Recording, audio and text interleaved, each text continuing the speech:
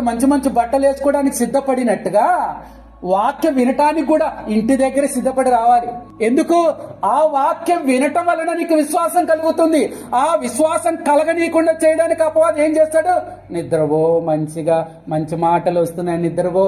వాక్యం అయిపోయిన తర్వాత సేవకులు లేచి, మీకు విశ్వాసం ఉందంటే, ఎస్ విశ్వాసం ఉంటుంది. మనం చూస్తే నిజంగా అతనే బాగా వాక్యం విన్నట్టున్నాడు అనిపిస్తుంది సేవకుడికి. తర్వాత ఏం విన్నావు అని అడిగితే, ఏం చెప్తారు? బాగా చెప్పారండి, అద్భుతంగా వాక్యం చెప్పారు అంట.